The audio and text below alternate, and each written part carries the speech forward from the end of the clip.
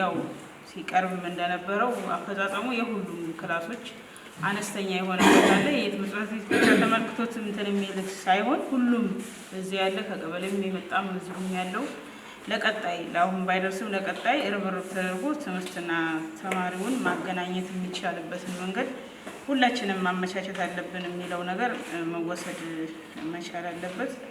ግብአቶች አሉ። እነሱ እንዴት ነው የሚደረግልን? አሁን ቀጣይም ከ2 ከ3 ወር በኋላ ዞናል ፌስቲቫል አለ። ለዛ የሚያስፈልጉን በርካታ ከሞንታሮ ጀምሮ ባለፈው ስለተነጋገርን ጌችም ስለሚያውቀው እነዛ ነገሮች ምን ላይ ነው ያሉት? ድጋፋቸው ያስፈልገናል። እኛም ብዙ ነገሮች ባህልን ከማስተዋወቅ ወጣቱን ካልባሌ ቦታ ሰብስቦ ጥሩ የባህል አመለካከትና እንዲሁም ጥሩ እይታ ቁመና እንዲኖረው ከማድረግ አንጻር በርካታ የምንሰራቸው ስራዎች አሉ። እነሱን እኛን ከማብቃትና ከመደገፍ የሚያስፈልጉንን ግብአቶች ከማሟላት አንጻር እንዴት ነው ቀጣዩ ቀናት ወራቶችን እንታደርጉልን ለማለት ነው። የተቸገርንባቸው ግብአቶች ስላሉ እነሱን እንድታሟሉልን በእነሱ ስም ስለመጣ የእነሱ ጥያቄ ስለነበር ይህን ለእናንተ አቅርቡልን ስላሉ ለዛ ነው። አመሰግናለሁ። ሌላው እዚህ ሰላምና ደህንነት ጽሕፈት ቤት ላይ እውነት ለመናገር ሁልጊዜም ስለሚያሳስበኝ ነው።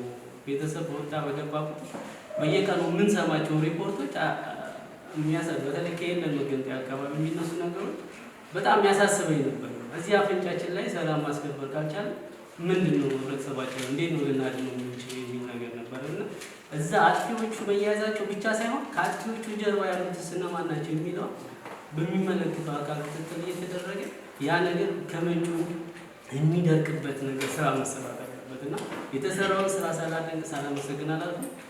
ከምንጩ ደግሞ መድረቅ መቻል አለበት። ይህንን ትኩረት አድርጎ መሰራት አለበት የሚል ነገር ነው ያለ። ሌላው ምናልባት አሁን ህዝብ የሚጠይቃቸው አሁን የቦረሬ ጎጥ የመብራት ጥያቄ ምን ደረጃ ላይ ያለው የሚመለስበት አግባብ አለ በዚህ በጀት ዓመት ለውስ ለቀጣይ ነው የሚለውን ነገር እዛ ላይ ሀሳብ እንዲሰጥበት እፈልጋለሁ። ካሉ 31 ወረዳና ገጠር ወረዳዎች ውስጥ የከተማና የገጠር ወረዳዎች ውስጥ ቆጥ ወረዳ ነው 5 ቀበሌ ምንም መንገድ የሌለው ትልቁ ምንም የመንገድ ሽፋን የሌለው ያንንም እንትን ለማለት እኛ ትኩረት ሰጥተን እየሰራን ነው። አሸን፣ አያበር፣ ደብር፣ አለሉና ዶራ ምንም መንገድ የላቸውም። እንደ ቆጥ ወረዳ ከመንግስት ተሬ ከመንግስት ከቆቦ መንግስት ያለውን ጥገና ነው እንዳስፈልገው መንግስት 3 ሚሊዮን ብር ይዞልናል። አሁን በቅርብ ጊዜ ወደ 194,000 ብር በህብረተሰብ ተሳትፎ የሰበሰብነው አለ። እሱን አያይዘን የምንጠቅመው ነው። ግን እንዳጠቃላይ ስታይ ብዙ ጊዜ ያው ተራራማ አካባቢ የሚሰሩ መንገዶች ከፍተኛ በጀት የሚጠይቁ ናቸው። እነዚህን ሰርቶ ለመጨረስ ቢያንስ ከ300 ሚሊዮን ያላነሰ በጀት ይጠይቃል። ቀላል ስራ አይደለም ያለው። በትንሹ እንኳን የዶራ ድልድይ፣ የሰው ድልድይ፣ የሽምብራም ድልድይ፣ የብርቂቱን ድልድይ እነዛ ስናይ የሚጠይቁ በጀት በጣም ትልልቅ በጀት ነው እና ቀጣይም ትልቅ በጀት መያዝ ያለበት ሰፊ ስራ የሚጠይቅ ስራ ስለሆነ እኛም ትኩረት ሰጥተን በተለይ ቆረጣ ተሰርቶላቸው ያልተሰሩ 4 ቀበሌዎች አለሎ፣ ዶራ፣ አሸኝና አያበር በዩራ ቆረጣ ተሰርቶላቸዋል። ግን ምንም እዛው እንደቀር ነው። ደብር ብቻ ነው ምንም ቆረጣ ሳይሰራ የቀረው። ያንን እንግዲህ ቀጣይ ሰፋ ያለ በጀት እየመደብን መንገድ ከሌለ ምንም የለም እና መንገድ በሌለ ቀበሌ ላይ ብዙ ስትራክቸሮችን ለመስራት በጣም ስለሚያስቸግር ደብር ለመሄድ በዚህ ቅርብ ሆኖ በመዘዞ ዞር እንደምንለው ብዙ ጊዜና እነዛ ለማስቀረት ሰፋ ያለ ስራ መሰራት አለበት እንደሆነ። ከዛ ውጭ ወረዳው ባለው አቅም እንደምታውቁት ነው ኦልሞስት አሁን ወደ 75 ሚሊዮን ብር አካባቢ ነው ገቢ መሰብሰብ የቻልነው። ያም የጥሬ ብር ችግር አለ።